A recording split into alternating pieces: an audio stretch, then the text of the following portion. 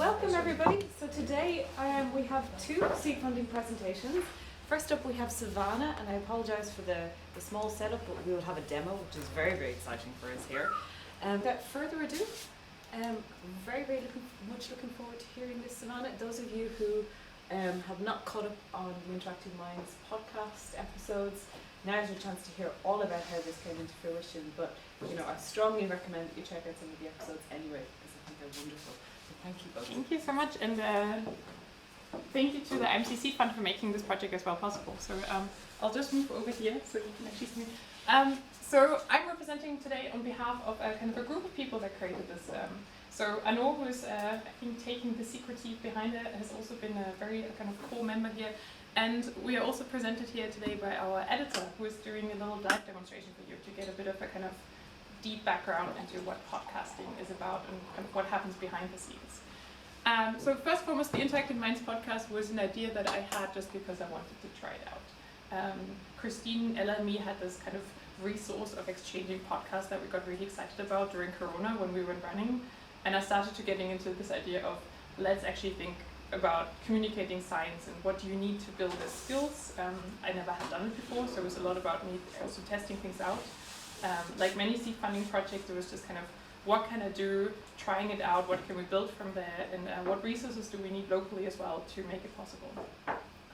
And then in the beginning, it was writing an IMC fund together with Kim Holfle, and that was based on the problem that much of the resources that exist around play literature, and that was our first season on the podcast, is really grounded in Lego funding. So there's no independent kind of funding available to investigate play. So we decided to use the Playtalk research group that just ended at that point, interview them, and share a bit of kind of independent research on what do we know about play and learning in context to each other. And so we founded this project. So anyone of you actually thought about designing your podcast as a dissemination tool just to try it out? Or can I see a raise of hands? Has anyone kind of considered exploring it? Also, if you're not going to do it, that's completely fine. Great, yeah. And what have you thought about? Because I always listen to podcasts, yeah. I got a lot of good inspirations, and then I think, maybe I can do some podcasts. Yeah. And I have a friend.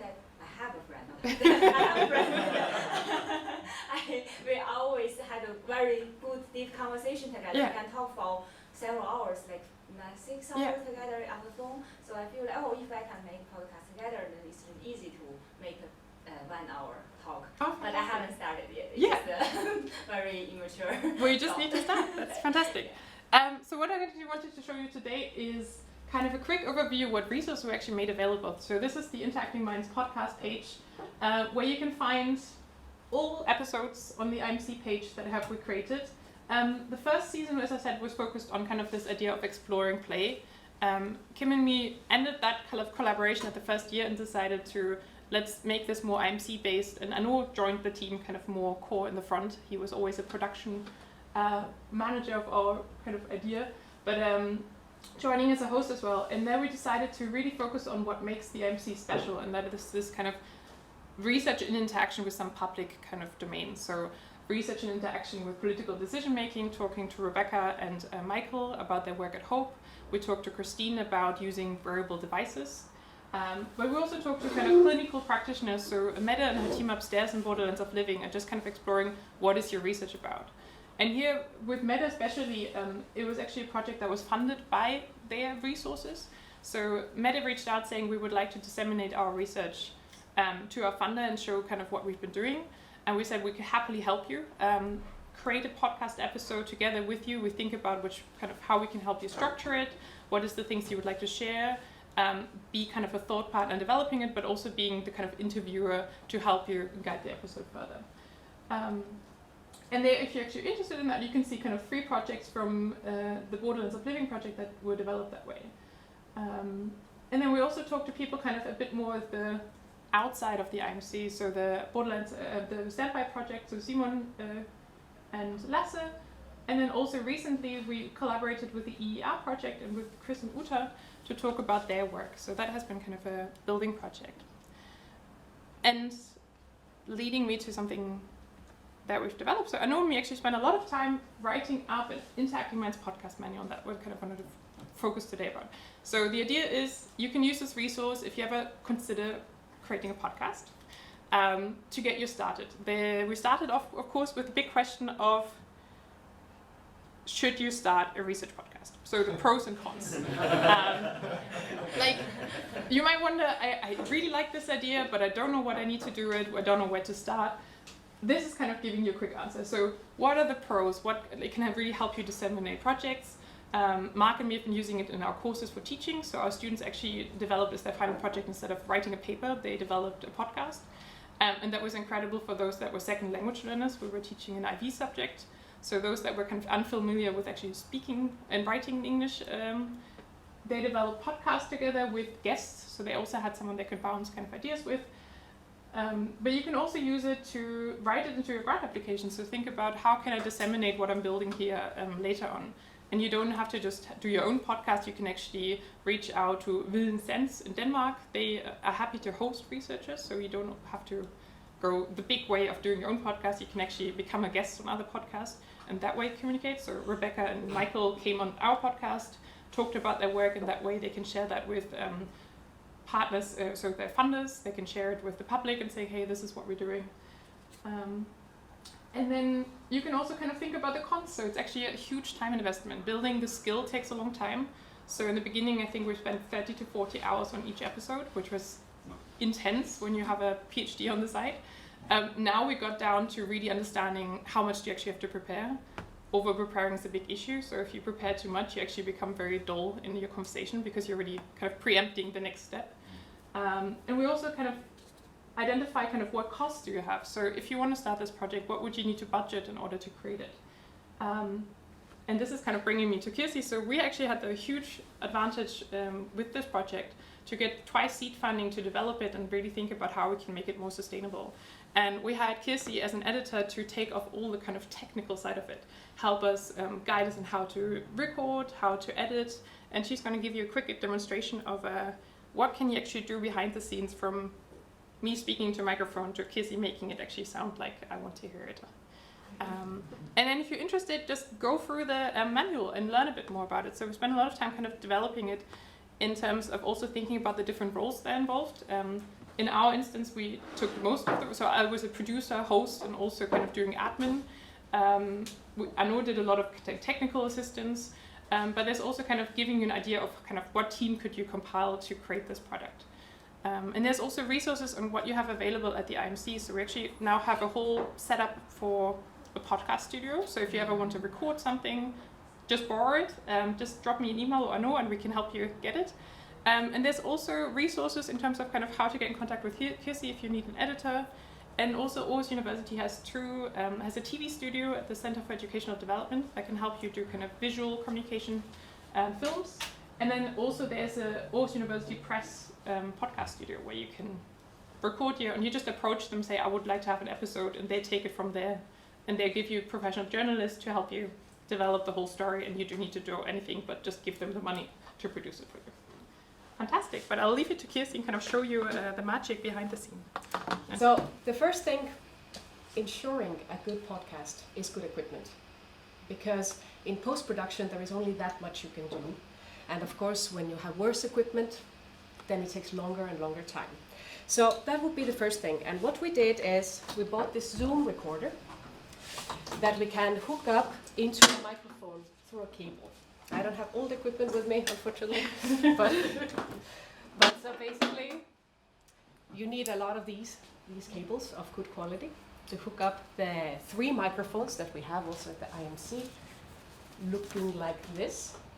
And they cost about 900 crowns, and it's always good to not go too much under that, because depending on the price, the microphone quality is also much worse. And the better the microphone, the better the sound quality. So that's the first thing, having good equipment. Besides a microphone, when you're doing a podcast, you really need something that looks like this. And that is called a pop filter. So when recording sound, then the microphones are very, very sensitive. They're basically like very, very sensitive ears.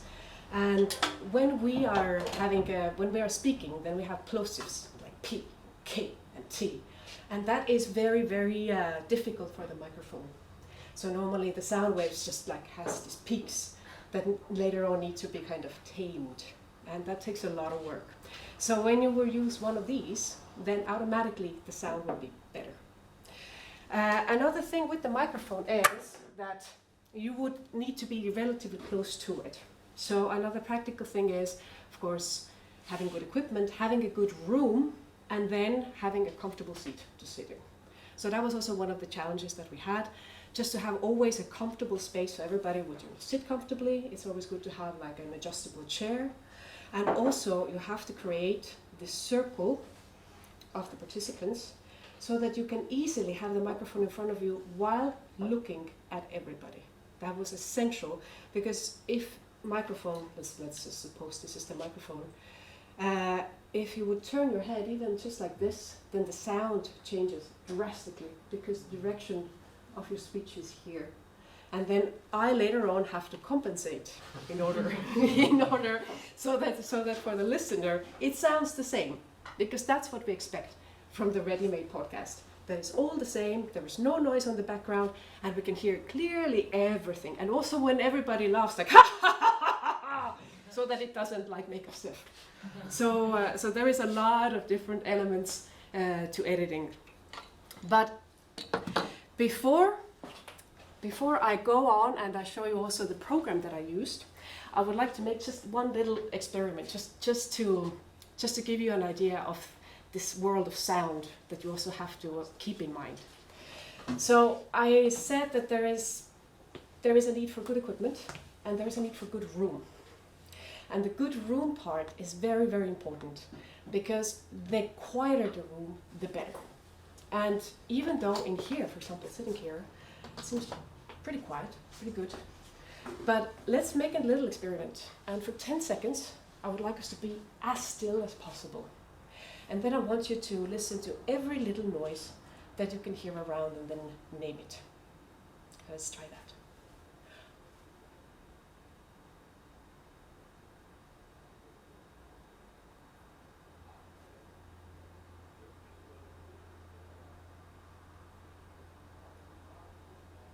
Who can name some sounds? Maybe the talking right in here, I think. From the street. There's another one. Yeah, I should have shut the window. So maybe not. Even a fan? So what? Some traffic noise, Traffic noise. What else? electrical buzzing. Yes, very good. What else? Wind. Yeah. Anything else? What about breathing? What about all these micro little noises? Just this. All of this, basically, when you're close to a microphone, is recorded. Absolutely everything of it. So the least you can have, the better. The less of sound, the better. So when also choosing a room for the podcast, try to be aware of this and try to get a room that is as far away from the street as possible, so there wouldn't be that many people around, and just test the room by just standing still in there and seeing, are there a lot of different noises? It can also be like, I don't know, there is a pipe running here, or there is some aircon put on, or there is a lot of this electrical current, and so forth. So that's another thing. And in order to ensure a good recording, we always start out with 10 or 20 seconds of this silence. So everybody's sitting in front of their microphone, and I record 20 seconds of this, so that this creates this acoustical image of the room. And then it's much easier to take that noise out, so to focus only on the sound of the speaker. But now for the second part, I would like to show you. I'm gonna share the screen. Oh no, it's already sharing. Very good. I'm gonna show you a file on my digital audio workstation. So short for a DAW, digital audio workstation. We are using Reaper, and that is also IMC property. So if any of you need to edit sound, then Reaper is a way to go. That's already IMC owned. And I'll just show you quickly how it looks like when we have recorded the files. So you see here, on the left side, you see Arnault, you see Simon, you see Lasse, and we see Savhannah here. And I tend to always color code them, so it's much easier to work when I'm just like, for example, zoomed in into here or further away here, so that I always don't have to look to the left, so I know kind of by the color who is who. That's the first thing. Then, of course, when we look closer here, then this is the sound wave. So we see I have already kind of cleaned out the sound, because there is always a little bit of a sound current, always. And in order to take it out, let me see if I have it here. Yeah, for example, here I have completely cancelled the sound. But if I would just leave it normally, there would be a little bit of a buzz always on the background. So this is one of the first jobs that I have, is that I make the cuts and I cancel out the noise. So you can also see when I zoom out again, that when we have these comfy conversations as interviews, then it normally feels very natural. But listening back to it, there is a lot of like this little ums and ahs and breaks and saying the same thing many times over, and then also maybe a loud noise from the outside, and all of that can be kind of annoying when you listen to it on Spotify. That's not something you would expect in Spotify. So my first job is actually to cut out all these little a bit disturbing things, so that when somebody has a tendency to say a lot of ums, saying a couple of words, then it can be a bit repetitive. So what I do is I try to strike a balance. I don't take out all ums, because they have to be there too. But I try to strike a balance so that I take out some of them, and then we are left with something like this. So if you look at all of these files here, all of the vertical lines mean cuts. And first I do the aesthetical cuts, so that it sounds a bit more natural, and then we are going to send it onwards. Normally Savhannah or Arnault send it onwards to the interviewees, and then they also have their input, like, oh, I didn't like this sentence here, can you kind of, I don't know, cut it out, or can you move this section in the end? And that's then the second phase for me, to take these cuts and make either more of them or change places of some things. And all of this is very doable. So that is the first thing, cuts. Then I want to give you an example of this background noise. So when we are just here in the beginning, and let's see if we have this here. Let's take Arnault as the soloist. So when I press on S here, so that means that it's only his track that is playing. And in order to cut out the noise, I normally apply a filter, and I'm going to show you that filter. So that's also one of the key things. So let me activate the filter, and I think I have to just connect very quickly. I know we're almost out of time. Yeah, you're unmuted at the moment. Sorry. Ah, yeah, that's the thing. I'm gonna do this, and I'm also gonna check that it's the right one. All right, now it should play. And let's go here. So you see here, all of this that is moving is actually this background rumble and noise. And what I've applied is this filter that looks red like that, so that it cuts out most of it, and we can just focus on the voice that tends to be around this area here. But now if I take it off, let's see if we can hear it. If I take off the filter, can we hear the noise? Let me see.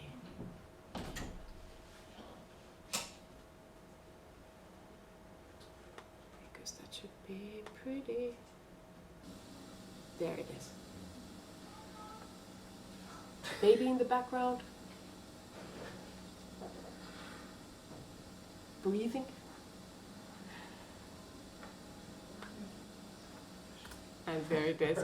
So like all of that is always constantly on the background, and we just don't notice it. But in the podcast, when you have it really in your headphones, you don't like it there, or at least as little as possible. So that is just one quick example of cleaning the track. And now just quickly, we have seen the cuts, we have seen the cleaning of the track. Then there is also, a last thing, there is also kind of an artistic freedom that I get when I work with these files. Because of course when I make these cuts, then sometimes, let's say, you've turned on the side, the interviewee, and says like, "Ugh." And then it's like, what did he say? What does he say? Then I figure out, okay, it's the. And then what I also do is I sometimes take the from another part of the podcast, and then I just insert it there, so that the people understand, what he said. So like all of these little things are like also something I have to like do. Sometimes it is just S, like somebody doesn't like pronounce S just in that particular moment, and then I have to take it from another place, and then just the little minuscule S, and insert it. So that's also like kind of like the fun part. I really enjoy that. But another thing is that when you record in a room, then sometimes you can't really like feel how big the room is. And another aesthetical choice to make is how big do I want the room to be? And this is called an effect, reverb. And I want to give you a funny example of what happens when I just add some reverb on this track. Let's see where I have it here. I have it here. Very good. So let's just listen to Arnault again. So I think that's an important democratic problem that we need to address. Yeah. I think the temporal dimension that you refer to, that really changes in... And that's like normal. That's what I've chosen, that it sounds kind of normal, not too big. Not too big of a room, just kind of like a very, very common little, maybe 15 square meter room. Now, I want to experiment. So I have taken up this reverberate, which is just a filter for reverb, and I'm going to activate it. Let's see what happens now. So I think that's an important That democratic problem that we need to address. I think the temporal dimension that you refer to, that really changes in We can online make it levels. bigger. And So like of course it's just like a playground when it comes to this, and in the end of course you use very little effects to give like this natural feel of it, but it was just an example to show that there are a lot of effects you can apply, and there is a lot of fun also to be had, and you can really create the space that you want to create, like if you know how to use the program. So in this way Reaper really has everything that we need. But I think I'll stop here so we have some time for questions. And just to kind of wrap up, so we decided to we wanted to demonstrate to you today how to set up a microphone and how you can record your kind of first little bites. Unfortunately, that wasn't possible with the equipment, but we have it, so please borrow it and use it. It's available. If you have questions, I know me are there to kind of help you if you want to kind of run an idea by us and just say, do you think this is feasible in what I've set aside? And then there's a lengthy manual that describes how to choose the right room. So Kirsi and Arnault kind of collaborated on the technical aspect. So what do you need to think about when do you choose the room? What to worry about when setting up a microphone? There's a kind of a whole rundown. And then at the beginning of the document there's also how to choose what kind of podcast to do. So you can do kind of my favorite one is maintenance phase, or if books could kill. Josh, you're going to like the latest episodes of Nudge. I think this is going to be right up your alley. Where you have kind of a thought partner, one prepares, the other one doesn't, so they can be an uninformed listener, and you kind of have an engaging conversation where one can ask questions that kind of represents the audience questions that you might have as an uninformed listener. You can do something very kind of, if you've done lectures during Corona, you will remember having to do kind of in front of just the camera talking, so you can actually record videos where you explain something for conferences that now have pre-conversations recorded, and then you actually have kind of live Q&As. So there's a lot of content in that guide where you can just go through, and we're also happy to talk to you if you have any questions. But we just want to give you kind of a rough, quick idea, hopefully not scare you away, but just to show you there's a lot of opportunity in podcasting and trying it out. And thank you so much again for the seed funding, because it made a lot of skill building possible.